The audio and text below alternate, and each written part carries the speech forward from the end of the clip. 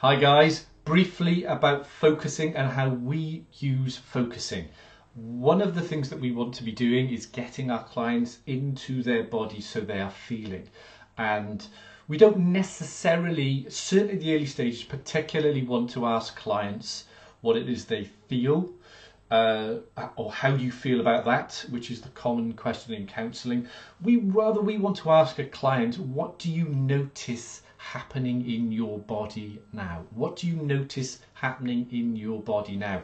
And what we're inviting them to do is pay attention to the sensations in their body. The reason for doing this is that we want to strip away all judgment. We want to strip away labeling largely to begin with. We want to increase emotional granularity as we go. So we want to invite them to use some emotional words where relevant.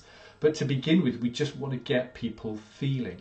And usually people jump past that. People will very often be in a space of they'll tell you how they feel. If you ask them how they know, they'll give you something that's going on in their head.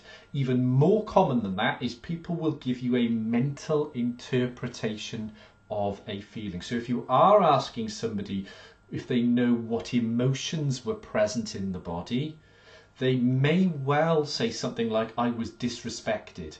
Or I felt disrespected. Now, disrespected is not an emotion. This is as an example. We want to, and you'll have, if on the Facebook page, you can see that we have that, and you can have it as a file as well. You will see that we've got that whole list of emotions. But the main ones that we're looking at are things like fear, anger, boredom, grief or sadness. That's those sorts of emotions, and you can use other words if you want, but we want to get people back to what is the emotion. So that's something of a skill you're going to be developing, is identifying when somebody is offering you a label or a mental interpretation, which is often a phrase, as opposed to giving you an emotional word. Now, as I say, what can come as a precursor to that, what can precipitate that, is beginning to get them into the sensation. So what do you notice happening in your body now? But I notice there's a tension across here, and sort of a prickliness on the back of my neck, and I can feel my hands. There's a funny sensation in the back of my hands. So that is the idea of us focusing and inviting the client into their body to notice what is taking place. What do you notice happening in your body now? Heaviness. Oh, I feel nauseous. Oh, oh no, I feel light. And what you'll notice again is that the low vibrational emotions will feel constricting, and the higher vibrational emotions will feel emancipating. Again, what we know from research is that low vibrational emotions literally lead to a constriction of the braiding of our DNA, whereas higher vibrational emotions literally lead to a loosening of the braiding of our DNA. So it's not surprising that when you feel kind of euphoric or joyful or blissful, that it's almost like a beyond the boundaries of your body. The sensation it's something out here, and you feel expansive and you feel light.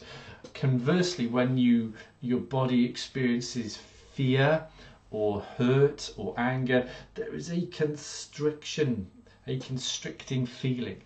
The one emotion that it can be slightly different is boredom. Very often boredom will be felt as either a fatigue or an agitation.